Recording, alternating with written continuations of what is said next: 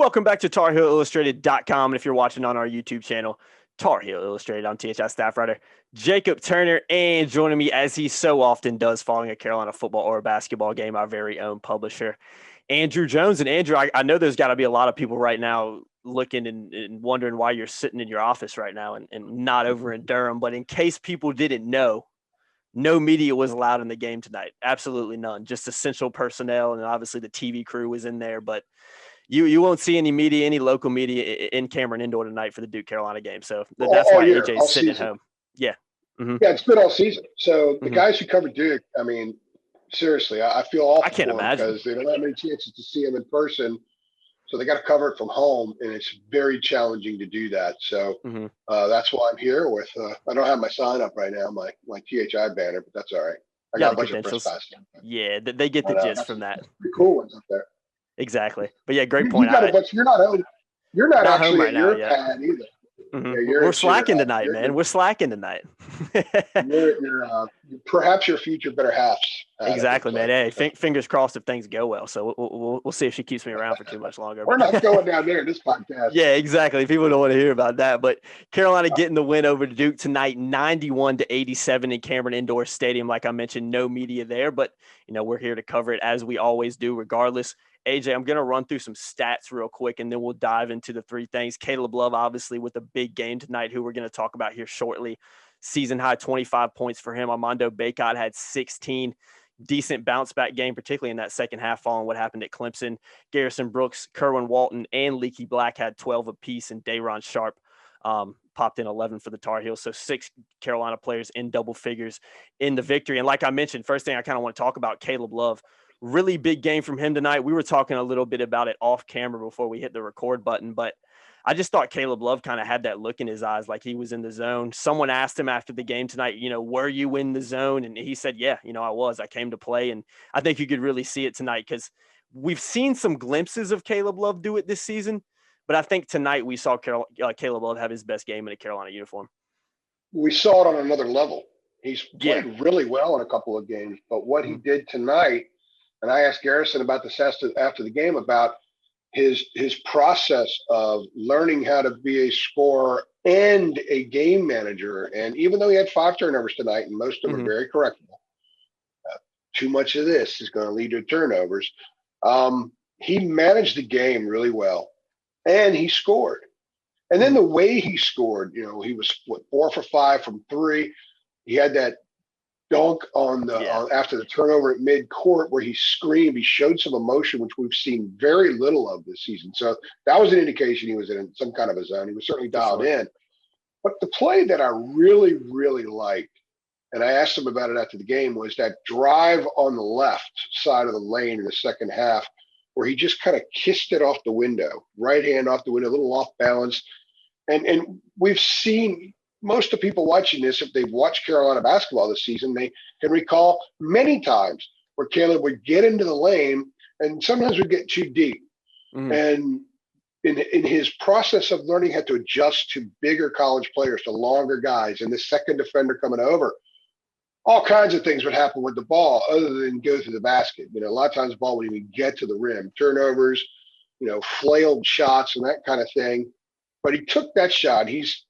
Took another runner or floater in the first half, and he said at the game, Roy doesn't like floaters. He doesn't, unless you can hit them. Justin Jackson sold him on the idea of floaters. Cam Johnson sold him on the idea of floaters. And I think Caleb Love's going to have to sell him on the idea of floaters. And that one he banked in the second half, it was a runner, floater, similar type thing. If he hits more of those, and that's how he gets the ball over the bigs, if he shot that over an outstretched arm, I think Roy's going to be okay with it, especially when he's got the composite game like he had tonight. This was a fantastic performance that had some mistakes. He wasn't great defensively. He had some issues with that. And, of course, taking care of the ball. You don't ever want your point guard to have 5 turnovers. But he did have 7 assists. He scored 25 points, and they were big points.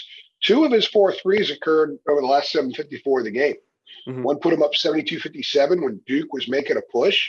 Yeah. And then another one put them up 86-79 again with Duke. Yeah, that one in particular. I remember that one in particular. That one was huge. That was a huge thing by him. Yeah. I mean, honestly, I'm sitting there watching the game and thinking, okay, well, is Duke going to cross that line? And because we saw it happen last year in the Dean Dome, where Carolina led, and then Carolina made some mistakes. They couldn't score, and Duke started converting like every. When did Duke score last year? Like 12, the last 15 possessions. Oh yeah, they couldn't miss. Yeah.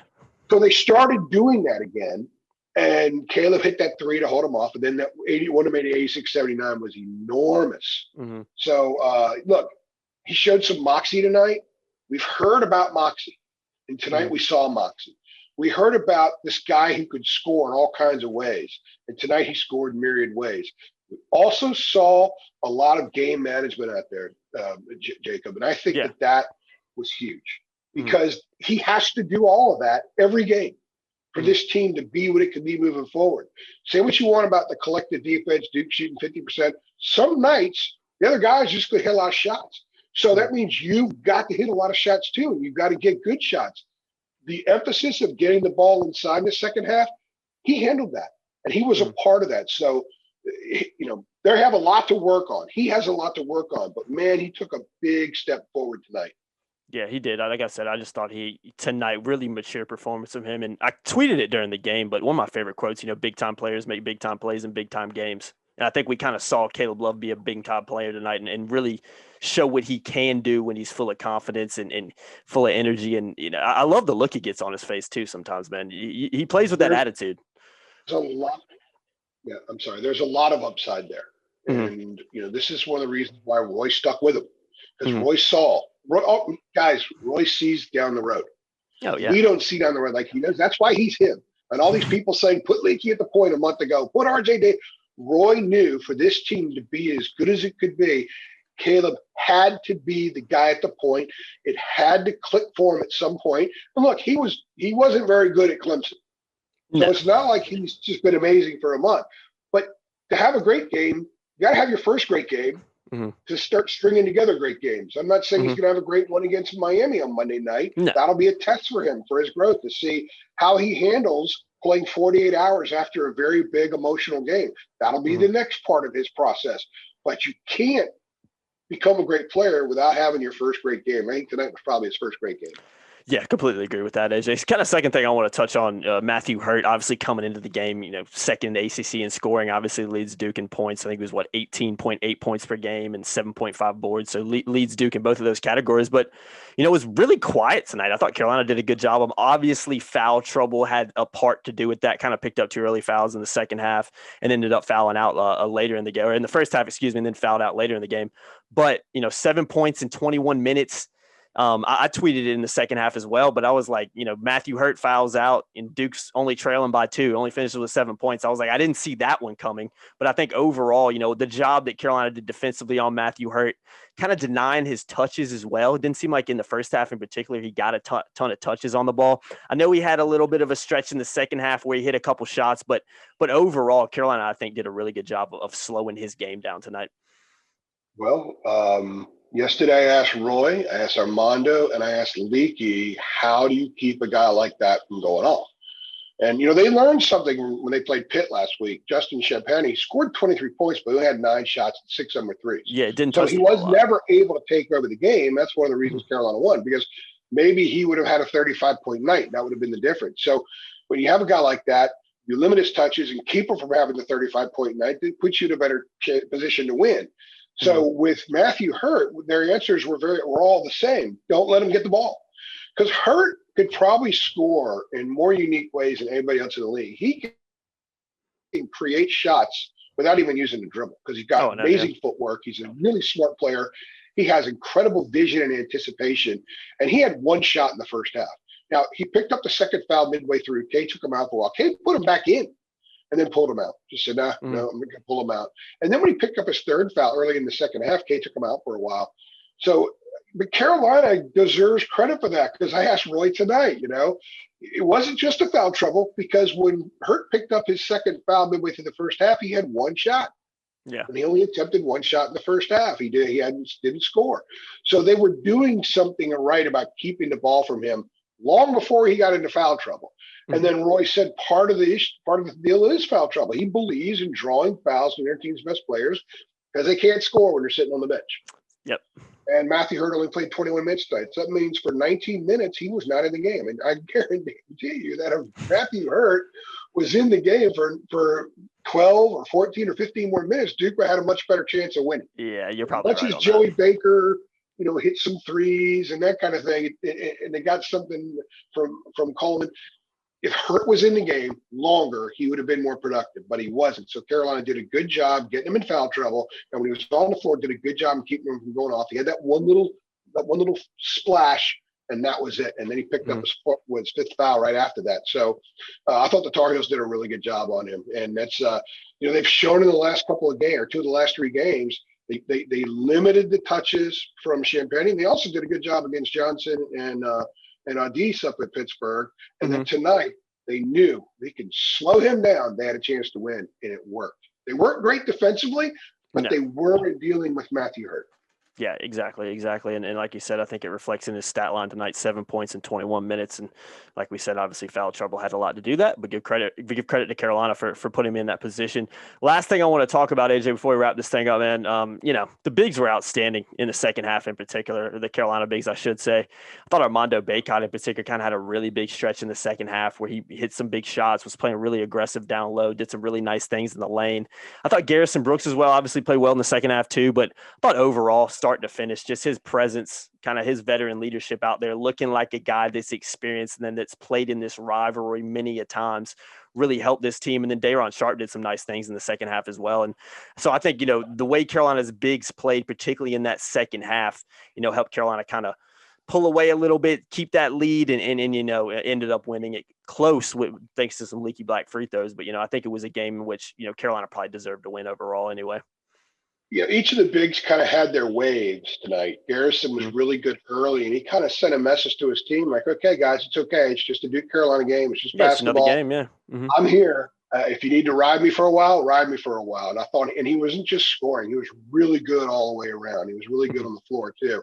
And then Day'Ron had a stretch where he was really, really good as well. And then Armando in the second half especially kind of picked it up. What's interesting is those three only attempted 6 shots in the lane in the first half, 6 of their 31. But overall for the game, 14 of their collective 16 baskets came in the lane. Garrison had 2 that were just outside. One was kind of at the elbow or around the edge of the free throw lane, and the other one was that turnaround jumper. I think his first shot of the night. So otherwise, they were scoring in the lane. Carolina had an emphasis, especially in the second half, to get the ball in the lane, score in the lane. They finished with 36 points in the paint. That's twice what they had at Littlejohn the other night, so that's positive. Yeah, absolutely. And they were, and just the fact that all 3 of the bigs were double figures for the first time, they all kind of flexed their muscles. I like their relentlessness on the board, especially in the second half. It wasn't just scoring. They were -2 on the glass in the first half, and Carolina was they were plus 9 in the second half. 11 of their 15 second chance points came in the second half. You kind of understand the theme here. They were a lot better in the second half. They kind of enforced their will a little bit more in the second half, and they were who they are. The threes were really fine early, and they kind of helped get them going. But even though Carolina hit 10 tonight, they're not going to win games if that's not who they are. They're an inside-out team. They're an inside-out team, and they were that tonight, especially in the second half. And they also hit threes to complement it. People have asked this year, what's this team going to be like when they can actually score inside the arc and outside the arc in the same night? Because they haven't really done that much, right? It'd be really good. Well, they did it tonight, and they scored 91 points in Cameron Indoor Stadium. Caleb Love was a big part. I think the bigs being as efficient as they were and as relentless as they were in the second half were also a big part. And it took Armando a while to get going. It did, looked yeah. Like it kind of looked like he was. I'm not going to say he was piggybacking the Clemson game because I thought he had a lot more energy tonight. But Mark Williams caused some trouble. He was contorting a little bit, and he was just, he hadn't played over a guy that big very often this year, but he kind of figured it out, and he just lost himself in the game, scoring on putbacks and cutting and getting the feed and dunking. It's amazing what a dunk can do for a guy. Get you going, just to kind of get you going a little bit. And, for Armando, I thought that he really showed a lot of his attributes in the second half, and they still made mistakes. And the big still should have been more efficient. They should have been more efficient in the lane, and they will be moving down the road. But that's kind of scary to think that they should have been more efficient. Caleb committed too many turnovers, and they still scored 91 points. Yeah.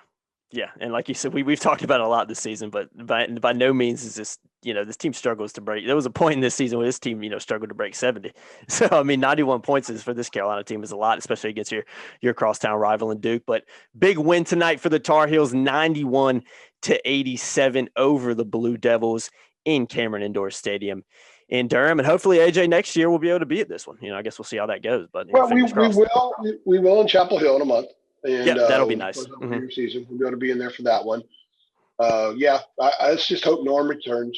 Look, and those, I complained for like 30 seconds, not even 30 seconds, because there's a lot of people that have it a lot worse because of COVID. Oh, absolutely. This is just one of the side effects in our profession. I've been very blessed that I've been just about everywhere the Tar Heels have gone this year.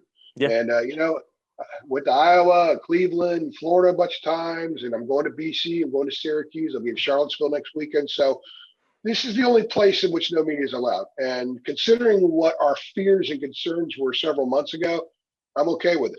Yeah, exactly. Like you said, you've been able to hit most of the away games this year and have been all. Yeah, and the only one I wasn't was Georgia Tech, and that was because they only allowed one credential.